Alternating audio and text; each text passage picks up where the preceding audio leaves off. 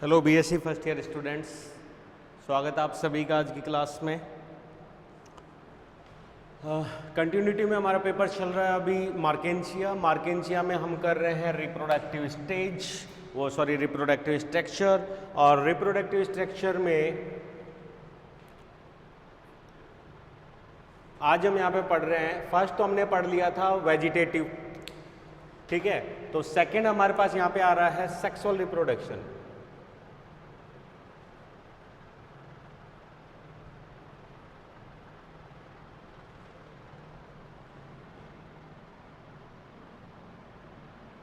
लैंगिक जनन।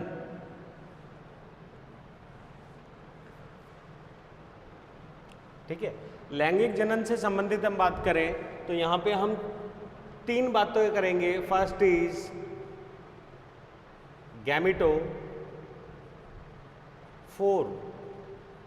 इसका नाम हम इसलिए ले रहे हैं, यह हो गया युग्मक, धानी, धर। ये बहुत इंपॉर्टेंट चीज है क्योंकि रिक्शिया में इसकी अनुपस्थिति, ऐसी कोई संरचना रिक्शिया में जो है वो हमें देखने को नहीं मिल रही थी, लेकिन यहाँ हमें इसकी संरचना देखने को मिल रही है। तो इसको समझने हमारे लिए आवश्यक है, किसके लिए? लैंगिक जनन के लिए। नॉर्मली जो थैलस है मार्केंशिया, उसके शीर्षस्थ बिंदु द्वारा अथवा शीर्षस्थ बिंदु के जस्ट पीछे की कोशिका द्वारा इसका होता है। लेकिन अगर हम बात करें तो शीर्षस्थ बिंदु ही विभाजनशील होता है और एडवांटेटियस या नई ब्रांचेस को डेवलप करता है। क्लियर है? ये कैसे पता लगा, ये अभी हम यहाँ पे थैलस की काट के अंदर समझेंगे। तो इनके ऊपर से ये विशिष्ट छत्र जैसी संरचना, तो ये तो हो गया स्टैक व्रंत, और इस व्रंत के ऊपर ये वाली संरचना।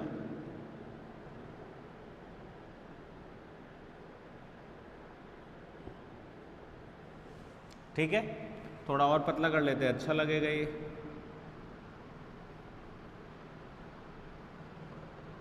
लैंगिक जनन के दौरान वहीं एक दूसरा छत्र जो है वो ये है।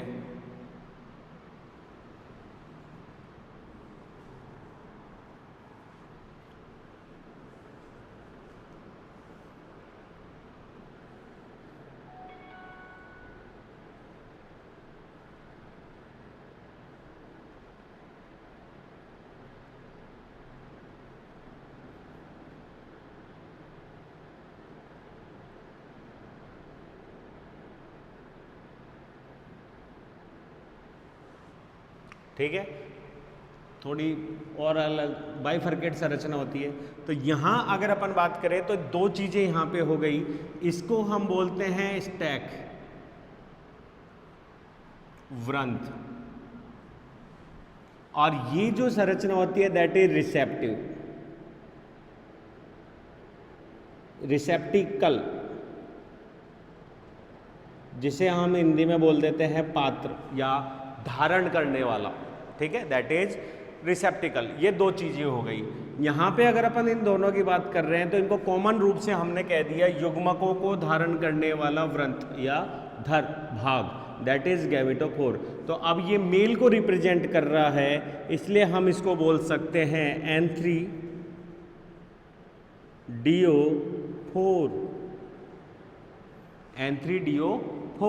ये फीमेल को धारण कर रहा है, इसलिए आर्चिगोनियोफोर,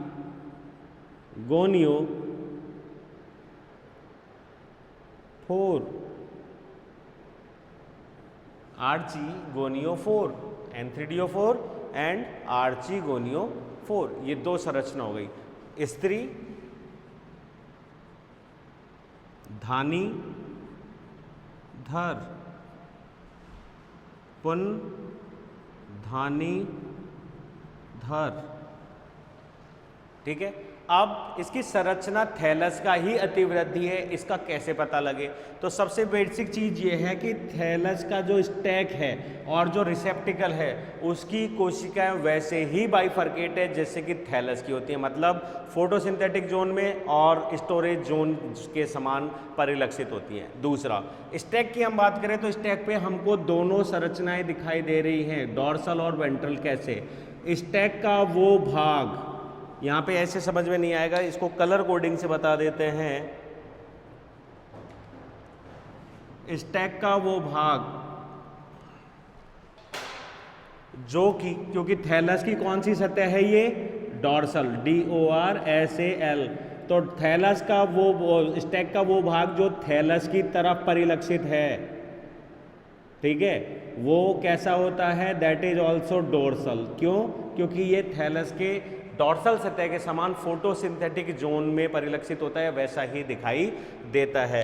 और स्टैक का वो भाग जो सीड्स की तरफ होता है वो हमें वैसा ही दिखाई देता है जैसा कि यहाँ पे हमने ब्राउन कलर में वेंट्रल सतह को बनाया था, दैट इज वेंट्रल। इसीलिए यहाँ पे 2 कलर से आपको दर्शाया गया, अर्थात सीड्स की तरफ का जो भाग है वो किसकी अतिवृद्धि है, वेंट्रल की, जबकि सतह की तरफ या जो पृष्ठ वो भाग है उसकी जो छवि है या जो सतह है वो कैसी है, वैसी जैसे कि इसकी होती है पृष्ठ की। तो इस वजह से स्टैक के अंदर भी डॉर्सल और वेंट्रल दोनों प्रकार की संरचनाएं देखने को मिलती हैं। और सेम इसी तरीके से छत्र की अपर रीजन जो है वो है फोटोसिंथेटिक और जो लोअर रीजन है दैट इज स्टोरेज। ये यहाँ पे इसकी सिंपल जो है संरचना के रूप में परिलक्षित हो गया। तो इसका मतलब ये उसी के अंदर ही एक तरीके से डेवलपमेंट है या अतिवृद्धि है शीर्ष बिंदु से। दूसरा भाग कि कैसे पता लगेगा कि ये थैलस की भुजाओं का ही हिस्सा है। तो ये जो रिसेप्टिकल की हम बात कर रहे हैं एंथीडियम में, ये 8 लोब्ड LOBED पालित, ये रही पालियां 1 2 3 4 5 6 7 और ये 8 पालियां हैं इसके ऊपर, ठीक है। और प्रत्येक पाली के सीड्स पे एक वृद्धि बिंदु है। तो वृद्धि बिंदु केवल किसके ऊपर है, थैलस की ब्रांच के ऊपर, एक चीज, इसलिए भी ये ब्रांच लग रही है। दूसरा, यहाँ पे ये पालियां जो हैं सीड्स पे जाकर फैल रही हैं और पालित संरचना, क्योंकि नीचे से भी कैसा है ये द्विभाजी शाखित, तो इन पालियां जो हैं उनको अगर हम बेसिक क्राइटेरिया में नापें तो हम एक पाली को एक तरीके से एक ब्रांच मान सकते हैं, एक पाली को एक ब्रांच मान सकते हैं, ठीक है। और वो ब्रांच जो है बिल्कुल धारण करती है किसको, एंथीडियम, ठीक है। अब यहाँ तक आ गए, अब आगे बढ़िए। जो ही हम इसकी सतह को बनाते हैं तो ये इस तरीके की संरचना, और ये हो गया हमारा फोटोसिंथेटिक जोन। सेम जैसा था रिक्शिया के अंदर वैसा ही चल रहा है, बस रिक्शिया के अंदर थैलस के ऊपर डेवलप होते हैं और यहाँ पे थैलस से बाहर की तरफ एक अलग ही प्रोजेक्शन के ऊपर डेवलप होते हैं। अब ये यहाँ पे प्रत्येक पाली में अगर हम एक एंथीडियल चैम्बर को डेवलप करें तो यहाँ पे वही एंथीडियल चैम्बर या आर्चिगोनियल चैम्बर में इनका विकास हो रहा है। तो यहाँ पे आपको प्रांत में कितने दिख रहे हैं, 4 इसके पीछे की ओर, और ये हो गए चैम्बर्स, फोटोसिंथेटिक चैम्बर्स, ठीक है। और इनके अंदर डेवलप हो रहे हैं एंथीडियम। क्लियर?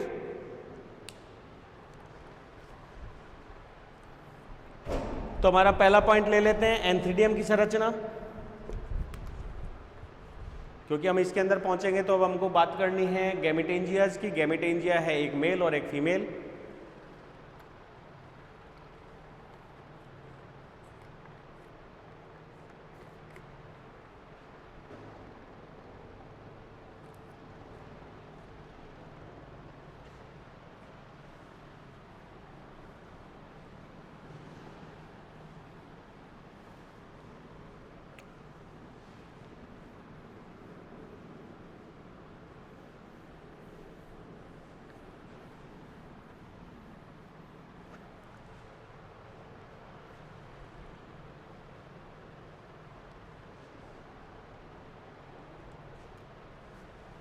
तो इसमें फर्स्ट पॉइंट जो हम यहाँ पे बात करेंगे वो है N3।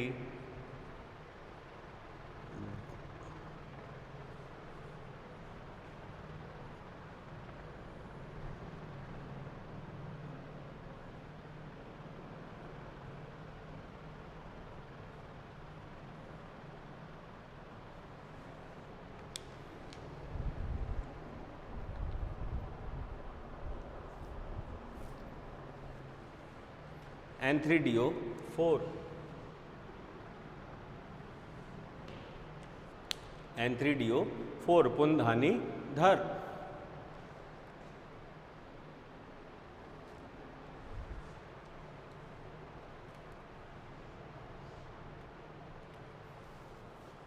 तो इसकी बेसिक डिटेल जो है वो तो हम यहाँ पे कंप्लीट कर ही चुके हैं कि ये एक क्या बोलते हैं इरेक्ट अलग से अतिवृद्धि के समान संरचना के रूप में परिलक्षित हो रहा है। दो भाग मिलके बन रहे हैं जो अभी हम यहाँ पे समझ भी चुके हैं।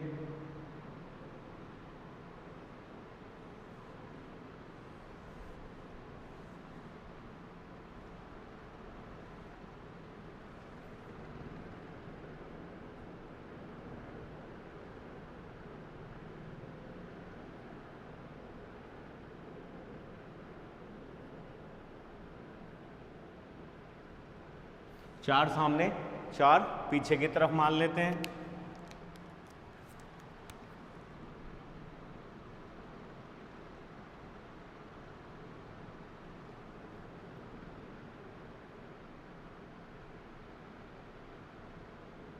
ये जो बीच में ग्रीन कलर का आपको दिखाई दे रहा है ये हो गया रीजन्स, कौन सा, चैम्बर्स, और ये हो गए इसके ऊपर एयर पोर्स। फोटोसिंथेटिक जोन द्वारा ये एक दूसरे से क्या रहते हैं, पृथक रहते हैं सारे के सारे आर्चिगोनियल चैम्बर्स। और आर्चिगोनियल चैम्बर्स के जो है उनके अंदर यहाँ पे डेवलप हो रहे हैं दीज आर, वो आर्ची नहीं एंथ्रीडियम, और इनके अंदर डेवलप हो रहे हैं ये रहे एंथ्रीडियम्स। नामकरण कर देते हैं ताकि इजी रहेगा। दीज आर, ये तो हो गए एयरपोर्ट्स। तो यहाँ ज़्यादा नाम लिखने की जगह केवल हम यहाँ पे कुछ नाम लिख देते हैं, और वो हो गया ये एयर चैम्बर या photosynthetic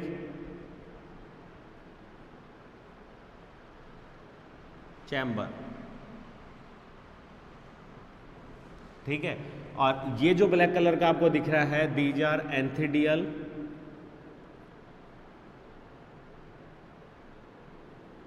chamber.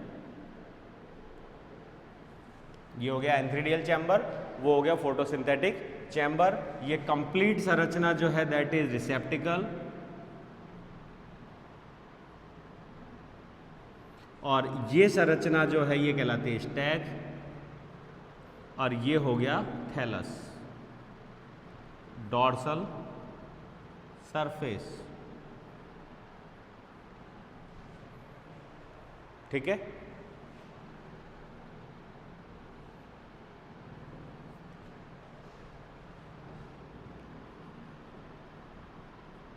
Growth point, apical नोच, ये हो गया इसके पूरा का पूरा काम, दैट इज N3DO4। इसी तरीके से एक अलग संरचना के रूप में हम यहाँ पे N3DO वो आर्चिगोनिया को भी डेवलप करेंगे। फर्स्ट, अब N3DO4 के बाद अब आते हैं यहाँ पे सेकेंड पॉइंट जो हमारा आ जाता है वो कौन सा हो गया, एंथ्रीडियम।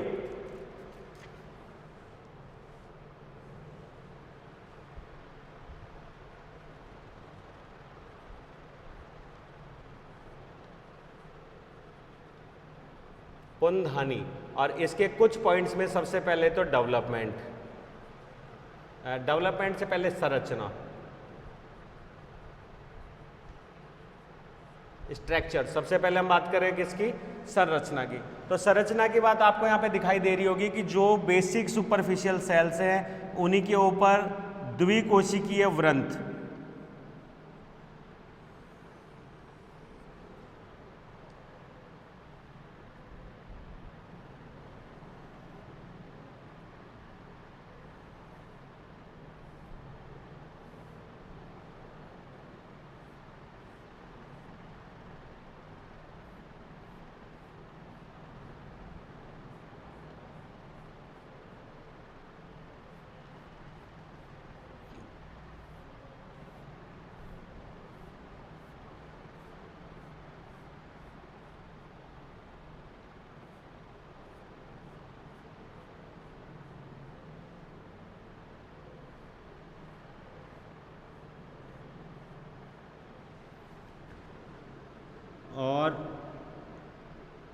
एक कोशिकीय मोटा इसमें क्या है, जैकेट।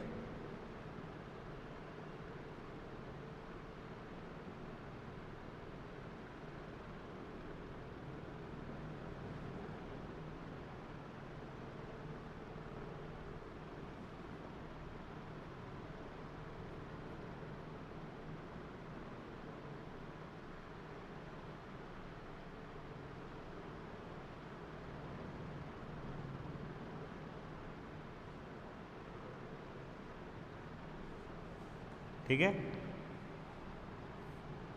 ये हो गए एंड्रोगोनियम टिश्यूज या सेल्स, जिसे हम एक तरीके से एंड्रो मदर सेल्स या एंथोजोइड्स मदर सेल्स के नाम पे भी जान सकते हैं, या स्पर्म मदर सेल्स के नाम से भी जानते हैं। ठीक है, ये अगर अपन बात करें तो दैट इज जैकेट सेल्स, ये हो गया स्टैक। तो अगर अपन इसकी संरचना की बात करें तो ये संरचना जो है गुम्बदाकार, दीर्घवृत्ताकार या गोलाकार संरचना के रूप में होती है। ठीक है, इसके अंदर जो है घनाकार कोशिकाओं का जाल होता है, जो प्रत्येक कोशिका फाइनली जाके एक तरीके से एंड्रोगोनियल सेल्स या मदर सेल्स में रूपांतरित होती है, और यही कोशिका मेटामॉर्फोसिस के द्वारा द्विकशाभिक पतले गतिशील एक केंद्र की क्या बोलते हैं एंथोजोइड्स को डेवलप करती हैं। ठीक है, इनके डेवलपमेंट स्टेजेस हम अलग देखेंगे। और ये संपूर्ण संरचना जो है ये एक कोशिकीय मोटे आवरण, जिसे हम बोलते हैं जैकेट, से क्या रहती है, आवृत रहती हैं। ठीक है, इतना होने के बाद अब ये antheridial chamber, that is antheridial chamber, ये एंथ्रीडियल चैम्बर की बेसिक सेल्स। तो धीरे धीरे धसी हुई कोशिका में इसकी जो बाहर की कोशिकाएं होती हैं ये इसको चारों तरफ से क्या कर लेती हैं, आवृत कर लेती हैं।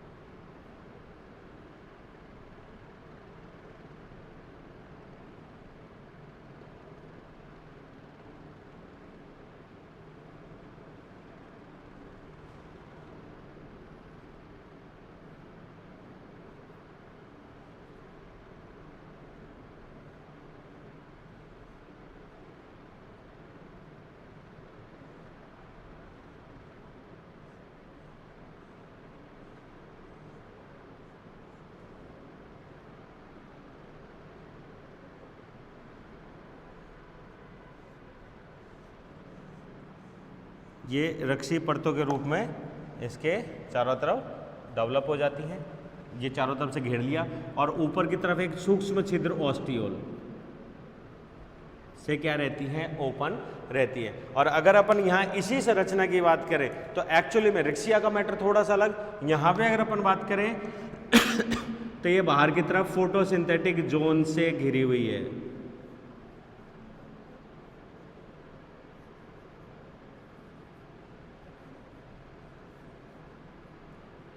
ये हो गए इसमें एयर चैम्बर्स, ठीक है, और ये हो गए इसमें फोटोसिंथेटिक फिलामेंट्स। ये ऐसे सिंपल दिखा देते हैं।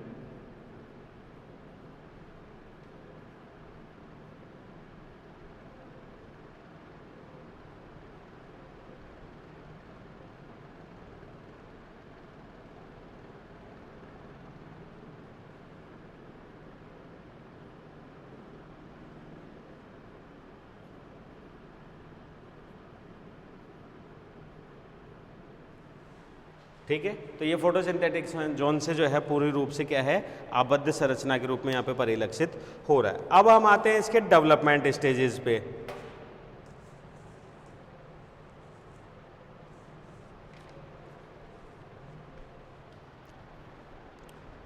एंड्रोगोनियल, बस एंथोजॉइड्स को हम फिर बाद में समझा देंगे।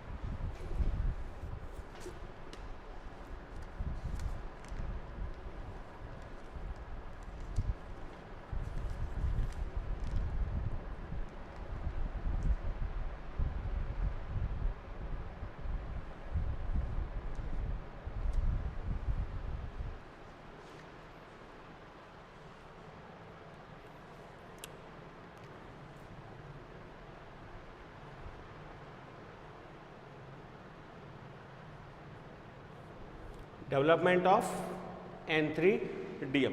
तो डेवलपमेंट स्टेजेस की हम यहाँ पे बात करते हैं। ये पूरा एक बार मिटाना पड़ेगा ताकि हम पूरा फ्लो चार्ट जो है यहाँ पे बना सकें।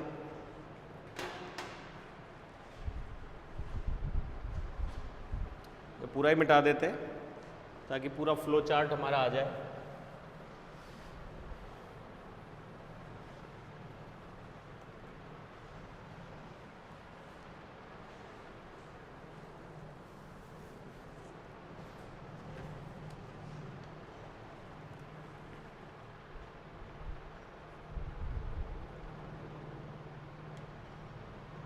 Development of antheridium.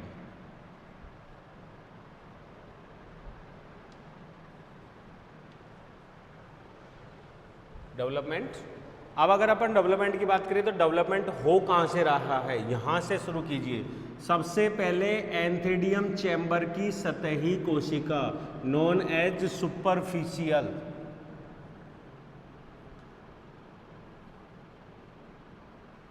सेल, जिसको हम कह रहे हैं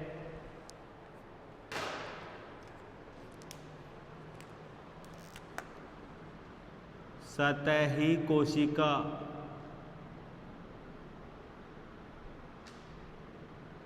सतही कोशिका, इसे एक नाम और दे सकते हैं हम, वो है एंथ्रीडियम इनिशियल सेल। आरंभिक, किसकी? पुंधानी आरंभिक कोशिका, सतही कोशिका।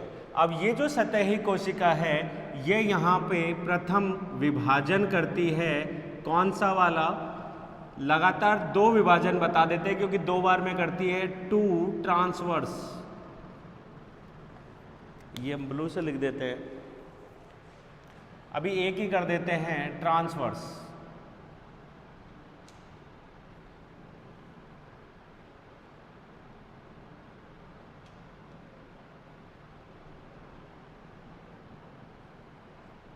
ये वाला,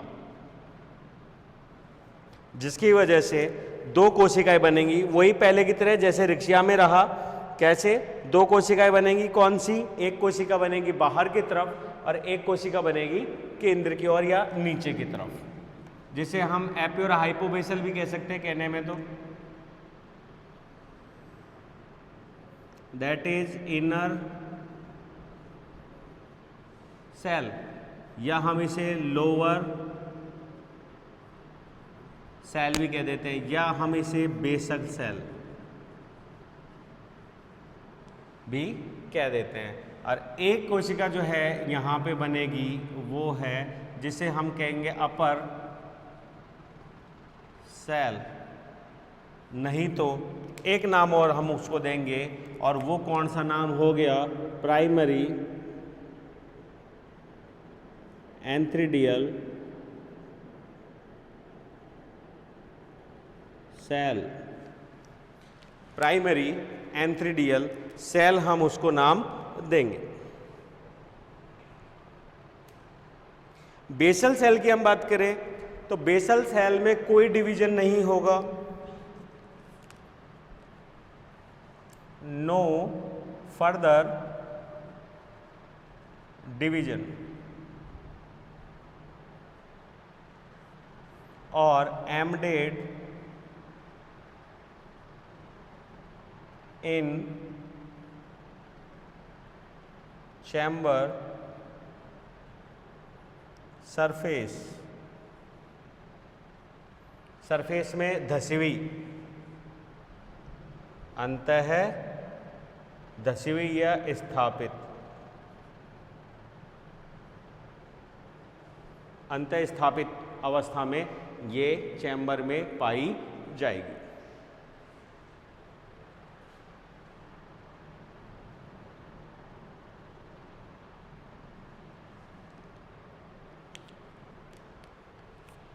ठीक है, शायद फुट का काम करती है, आलंबन का काम करेगी, और जो न्यूट्रिएंट्स है उनको क्या करेगी?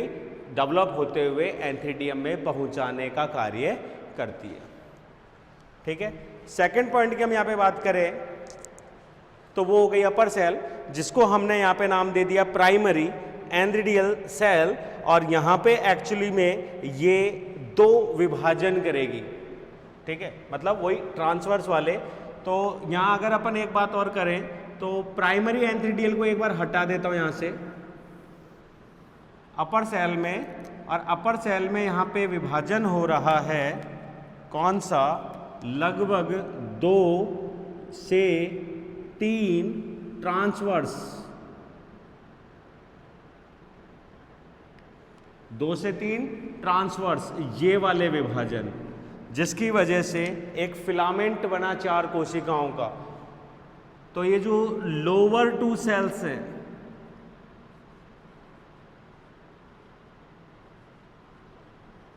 इस फिलामेंट की लो, तो एक्चुअली में हम इस लोअर को मिडिल भी बोल सकते हैं, मिडिल, क्योंकि बीच में बनी है बेसल और अपर के बीच में, ठीक है। ये जो हमने बोला अपर सेल, इसको एपिकल भी बोल सकते हैं, एपिकल सेल। तो एपिकल सेल में विभाजन हुआ लगभग 3 ट्रांसवर्स, जिसकी वजह से 4 कोशिकाएं बनी। 2 लोअर कोशिका जो है, जिनको हम यहाँ पे नाम देंगे सीधे सीधे प्राइमरी स्टैक सेल्स, और जो 2 कोशिकाएं ऊपर बनी हैं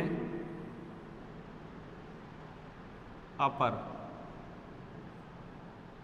ठीक है, सेल, इनको हम यहाँ पे नाम देंगे 2 अपर सेल्स। 2 बनी है ना, 2 अपर सेल्स, इसको हम यहाँ पे नाम दे देंगे प्राइमरी एंथ्रीडियल सेल। 2 नाम आ गए हमारे पास में।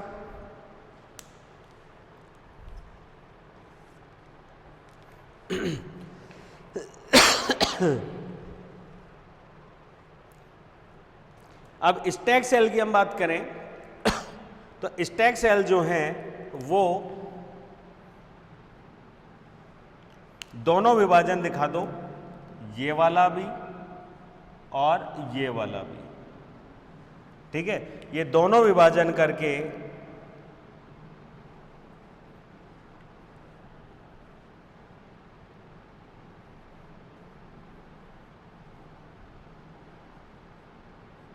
ये वाला विभाजन करके 2 सेल थिक स्टैक, 2 कोशिकीय मोटा वृंत बनाती हैं, 2 कोशिकीय मोटा वृंत का निर्माण करती हैं। वहीं अगर अपन एंथ्रीडियल सेल्स की तरफ चलें तो, और दूसरी चीज यहां पे अगर अपन बात करें तो दैट इज ऑल्सो स्ट्राइल। तो ये क्या है, एक तरीके से आलम्बन का काम कर रहा है और पोषण का कार्य कर रहा है।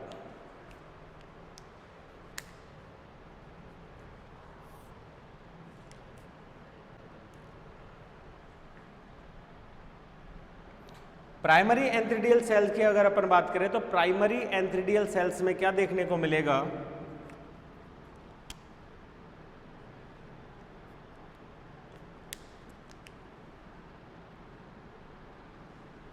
दो विभाजन होंगे। कौन से वाले,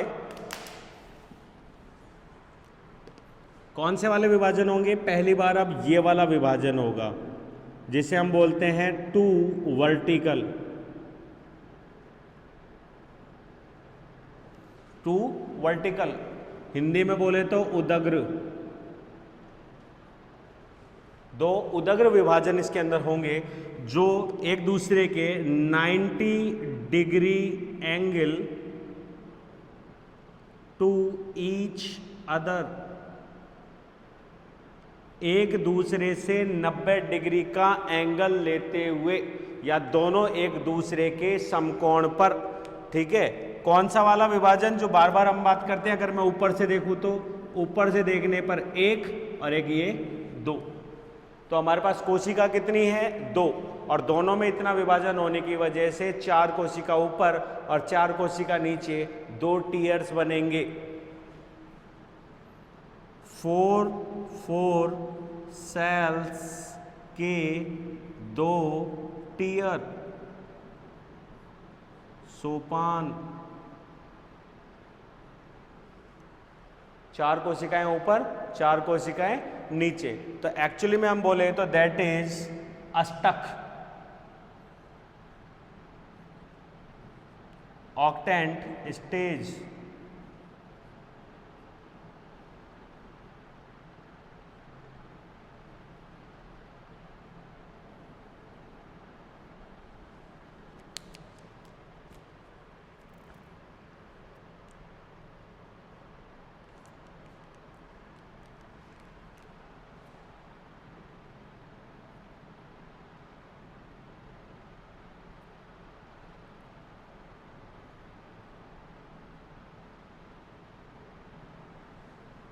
ठीक है, अब इसी ऑक्टेंट स्टेज में एक और विभाजन देखने को मिलेगा, और वो विभाजन कौन सा है? वो विभाजन है यहां पे ऑब्लिक,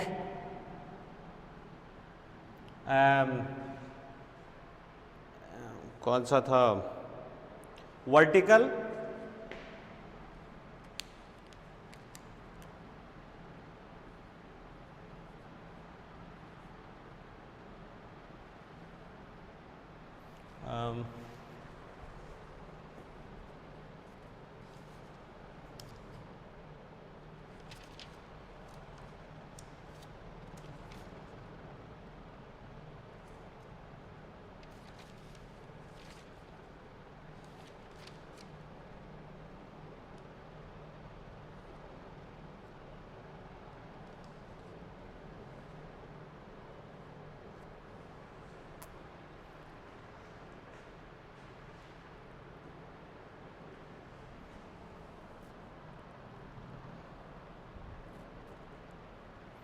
ऑब्लिक लिख देते हैं, 4 वर्टिकल ऑब्लिक, ऑब्लिक डिविजन्स। ठीक है, एक्चुअली में ये 4 वर्टिकल ऑब्लिक नहीं, पेरिफेरल ऑब्लिक कर लेते हैं, पेरिफेरल ऑब्लिक। वर्टिकल का मतलब उदग्र, पेरिफेरल का मतलब परिधीय, और ऑब्लिक का मतलब होता है त्रियक।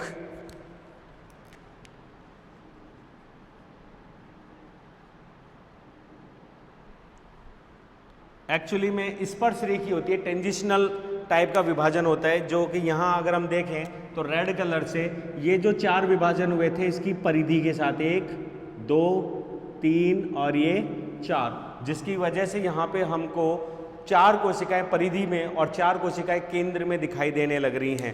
तो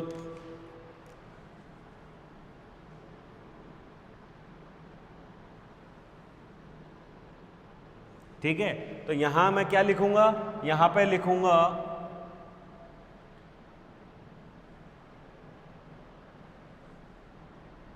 eight peripheral sales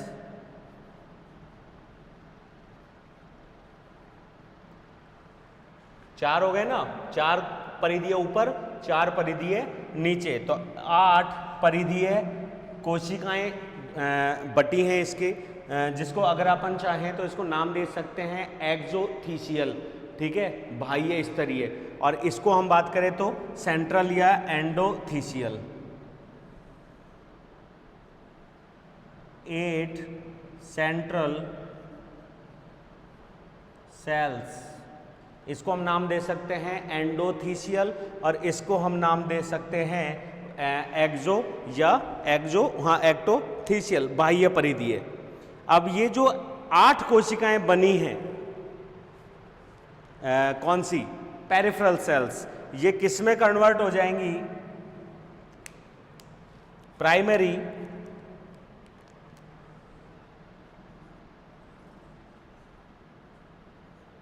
jacket,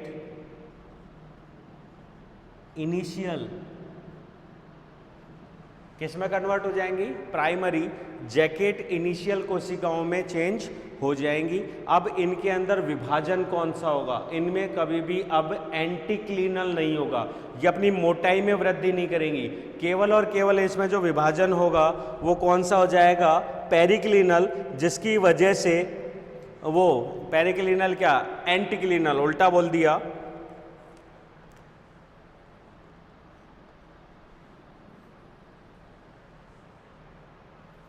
periclinal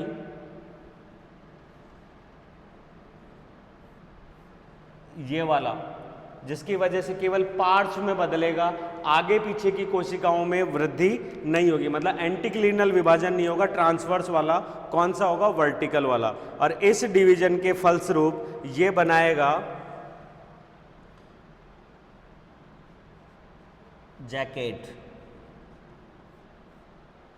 sterile. तो चारों तरफ एक कोशिकीय मोटा आवरण कोड कर लेती हैं, चारों तरफ क्या हो जाता है? एक कोशिकीय मोटा आवरण बन जाता है, ठीक है, जो कि कैसा है? बंध्य प्रकार का होता है। अब हम आते हैं सेंट्रल सेल की ओर। सेंट्रल सेल को हम यहां पे बोलेंगे प्राइमरी एंड्रोगोनियल सेल्स।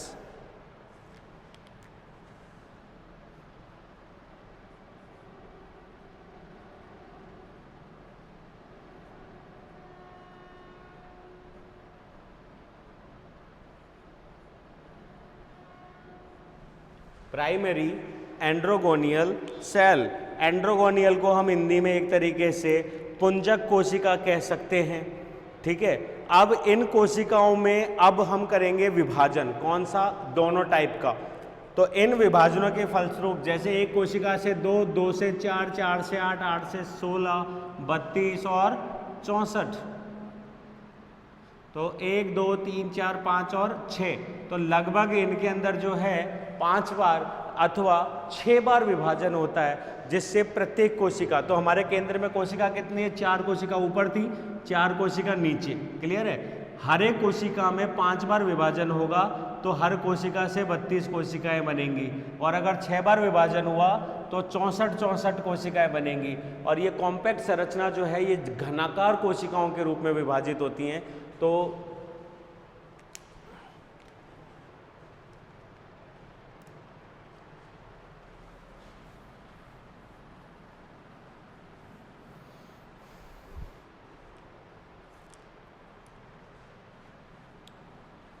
प्राइमरी एंड्रोगोनियल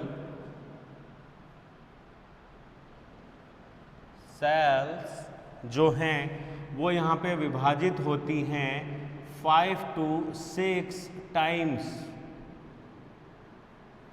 ठीक है। दोनों टाइप के डिविजन्स दिखा देते हैं, ठीक है, 5 to 6 टाइम दोनों टाइप के डिविजन्स जो हैं वो यहाँ पे हम दिखा देते हैं।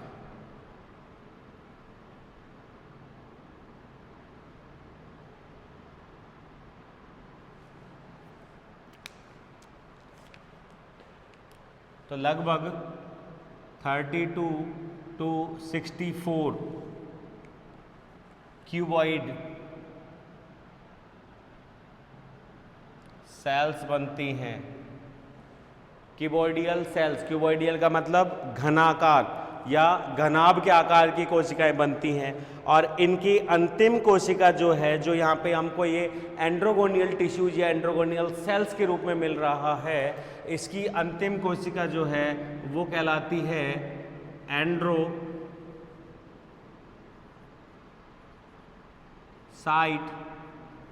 मदर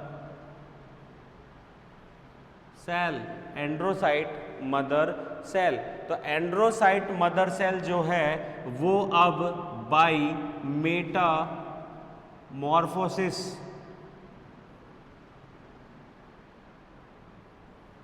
कायांतरण द्वारा प्रत्येक मदर सेल जो है वो किस में बदल जाती है? मोटाइल एंड्रोजॉइड्स।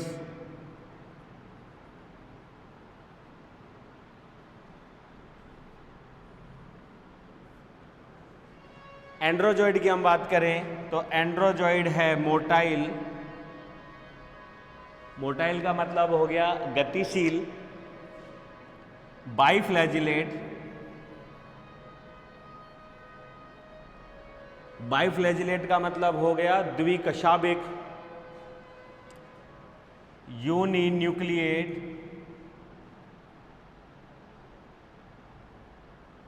एक केंद्र की, यूनिक्रोमेटोफोर,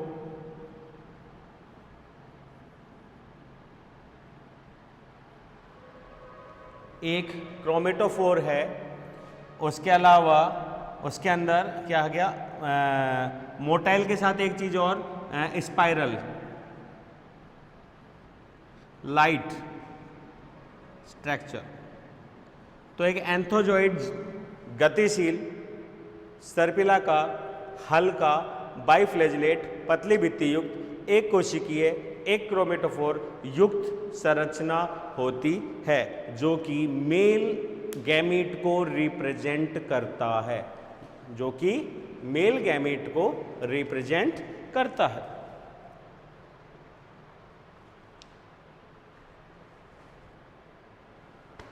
ठीक है, अब इसको एक बार डायग्रामेटिकली देख लेते हैं। जैसे जैसे हमने बनाया,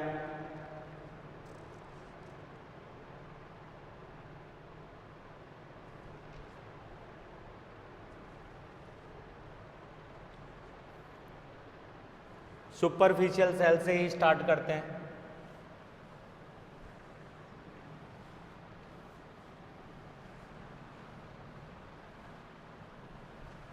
बेसल सेल को तो खत्म ही कर देते हैं, कोई मतलब नहीं है।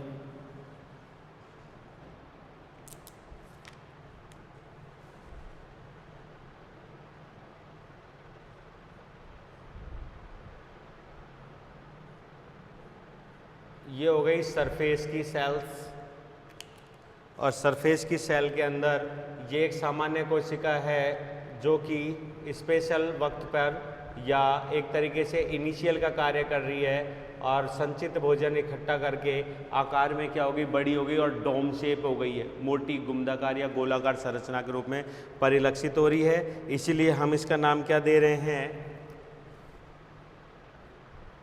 Antheridial initial cell.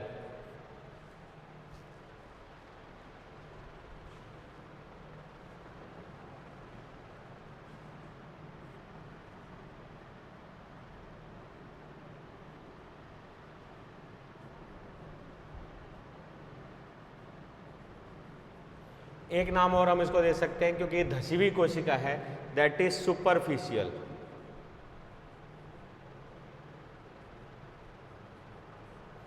हम इसे सतही कोशिका भी कह सकते हैं और एंथ्रीडियल इनिशियल सेल के नाम से भी जानते हैं या आरंभिका कोशिका के नाम से भी जानते हैं। अब इसके अंदर क्या हो रहा है, विभाजन, और वो भी कौन सा, ये वाला ट्रांसवर्स विभाजन के फलस्वरूप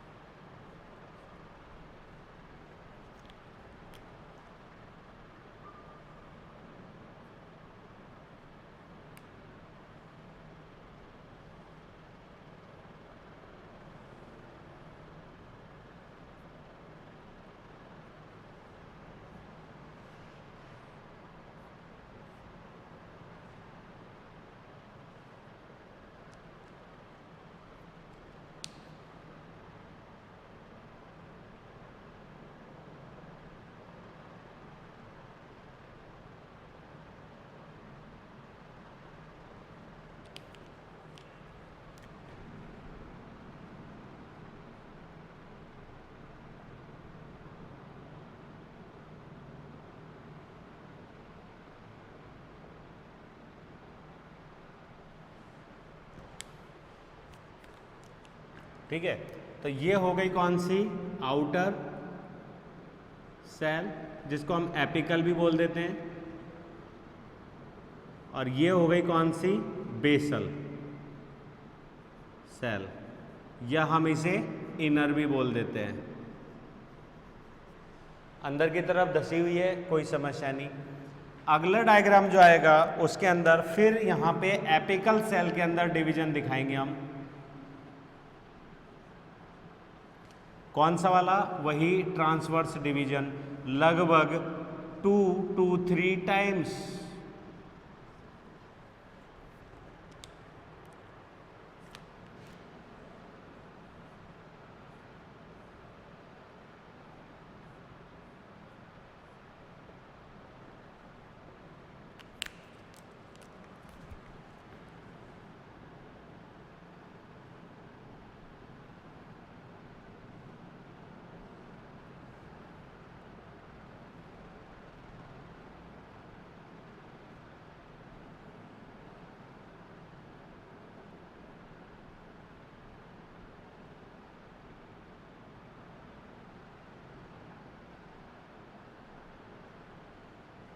ठीक है, 1 2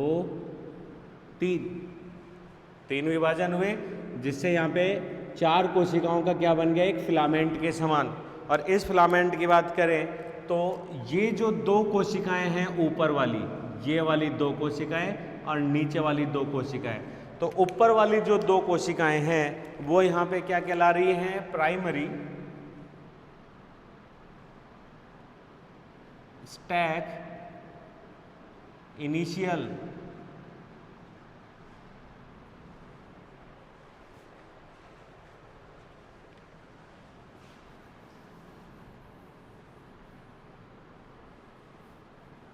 प्राइमरी स्टैक इनिशियल, और ये कहलाती हैं प्राइमरी एंथ्रीडियल इनिशियल्स या एंथ्रीडियल सेल्स। इनिशियल दूसरे में क्या देते हैं? स्टैक सेल्स या इनिशियल्स।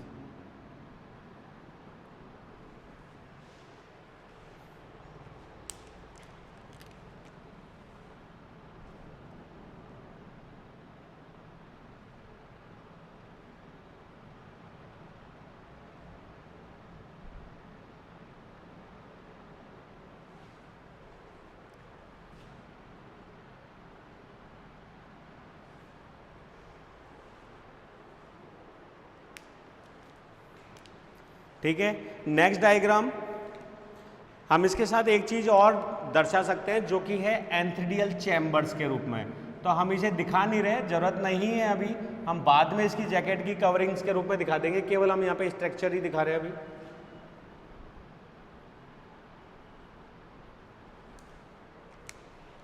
अब दोनों स्टैक सेल्स अलग डिवीजन करेगी, प्राइमरी जो है वो सेल अलग डिवीजन करेगी।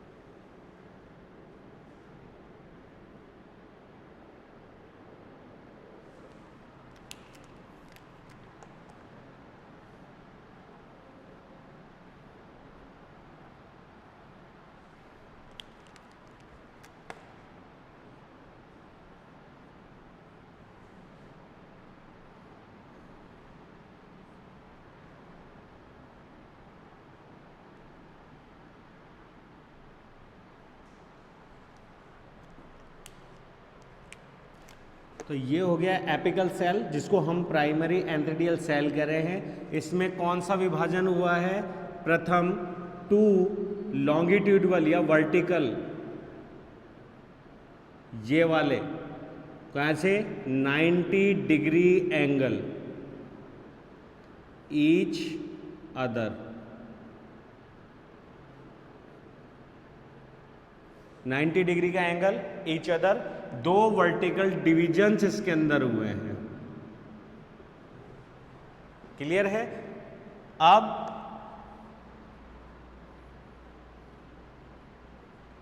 जो डिवीजन होगा वो वापस वर्टिकल ही होगा, लेकिन vertical peripheral, vertical peripheral division, जो कि एक तरीके से स्पर्श रेखीय होगा। और यहाँ पे इस विभाजन, ये वाला विभाजन तो कौन सा था? ये वाला, एक और एक दो। लेकिन ये जो विभाजन होगा ये कौन सा होगा? एक दो, ये हो चुका है। और ये ब्लू कलर में ये होगा एक दो तीन और चार, जिसकी वजह से दो कोशिकाएं बनेंगी, ये वाली पेरिफेरल और ये वाली सेंट्रल। ठीक है, तो यहाँ पे दो कोशिकाएं बन गई, पेरिफेरल अलग बनेगी और सेंट्रल सेल्स जो हैं वो अलग देखने को मिलेंगी।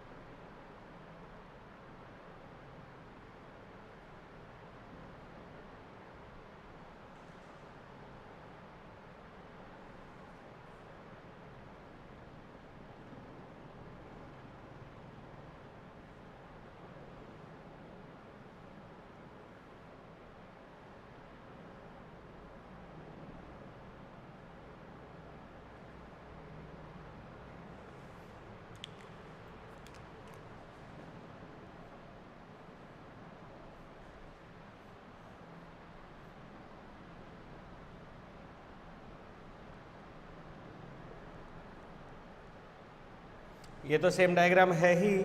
अब इसके चारों तरफ जैकेट,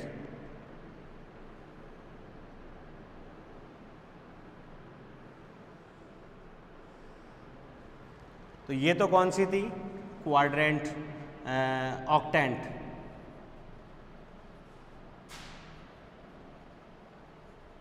ऑक्टेंट स्टेज। और यहां अगर अपन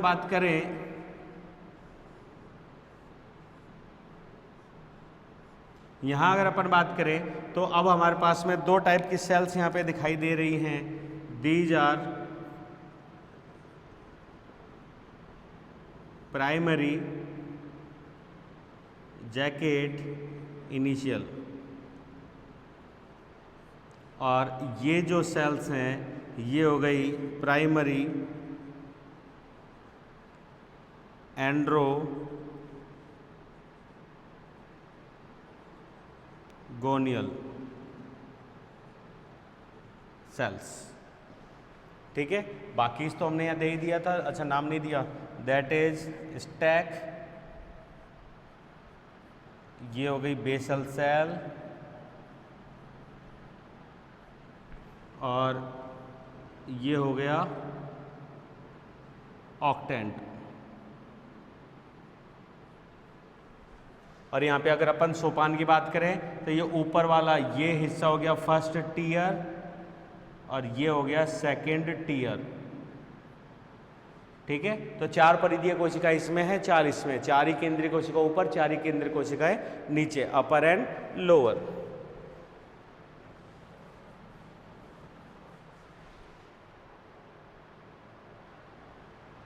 ठीक है, अब फाइनली जब ये आगे बढ़ेगा तो फाइनली इसमें क्या हो जाएगा?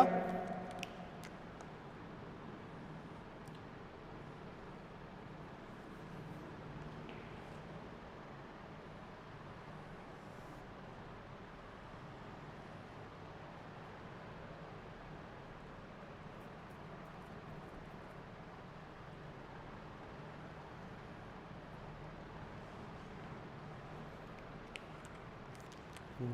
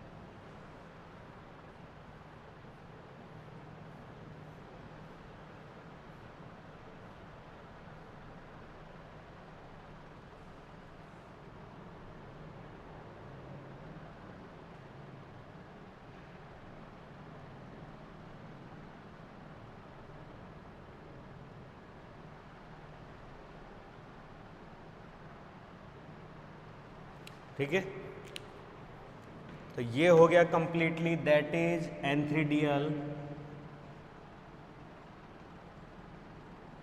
चैम्बर।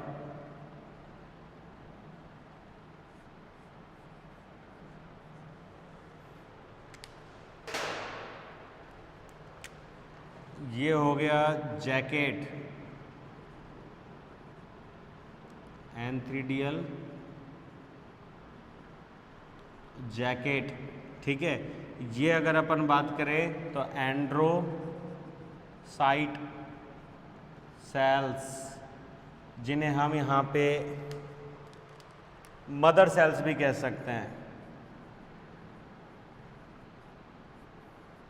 These are एंड्रोसाइट sales. लगातार विभाजन किया तो अब ये एक तरीके से घनाकार रूप में अगर हम इसे अरेंज कर दें,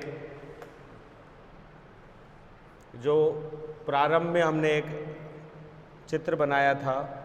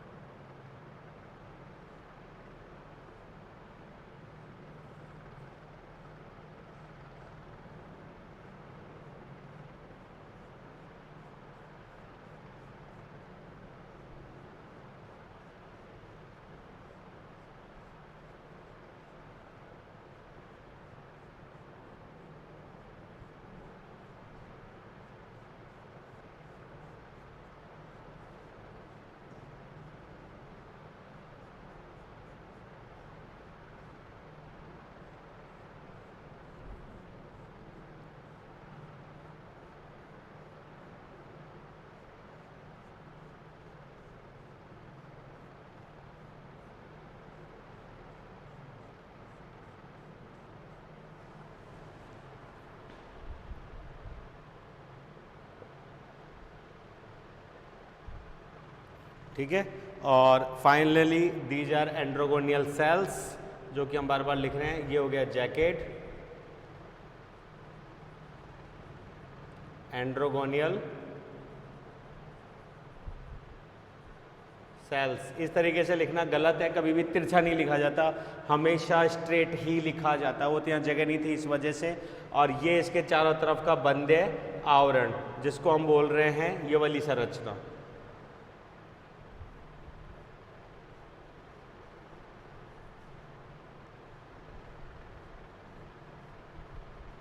ठीक है, तो ये कंप्लीट हो गया, दैट इज स्टैक।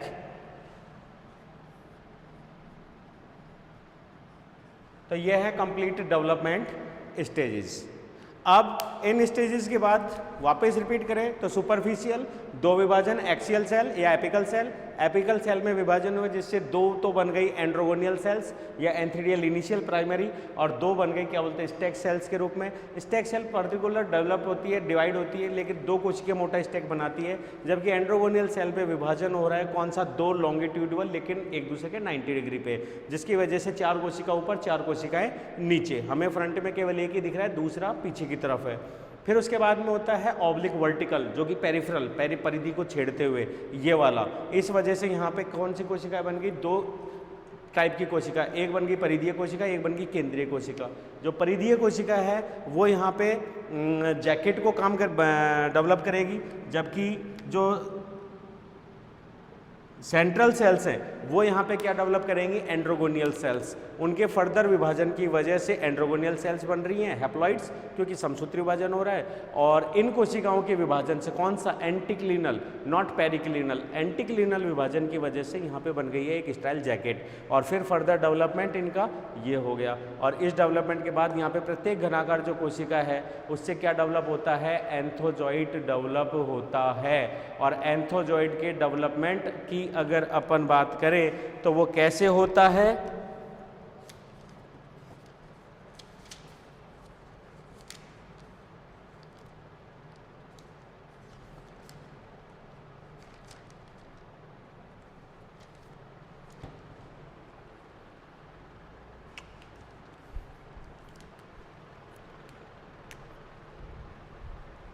यहीं और अगर निकालें तो ये चौकोर घनाकार कोशिका, इसके अंदर ऑब्लिक डिवीजन, ऑब्लिक डिवीजन से फिर ये स्पाइरल एंथोजॉइड्स जो है वो डेवलप होते हैं। ठीक है, विमोचन की हम बात करें तो इनके अंदर जो है जल अवशोषित करके ये जो फूल जाते हैं जिलेटिनीकरण, उसके प्रेशर की वजह से अपर सेल्स जो है वो खुल जाती हैं या उसमें सिल्ट बन जाती है, दरारें, और उन दरारों में से एक्टिव एंड्रोस्पोर जो है वो पानी में बाहर आ जाते हैं, अपने फ्लैजिलाज की मदद से तैरने लगते हैं और कीमोटैक्टिकली रसायनुचलन द्वारा ये आकर्षित होते हैं फीमेल आर्चिगोनिया की तरफ और फिर उससे अटैच होकर फर्टिलाइजेशन कंप्लीट करते हैं। तो ये कंप्लीट हो गया मेल का डेवलपमेंट और उसका विमोचन। अब यहाँ पे हम नेक्स्ट क्लास के अंदर पढ़ेंगे आर्चिगोनिया। तो आज की क्लास में इतना ही, एक बार इसको देख लीजिए, मिटा देते हैं।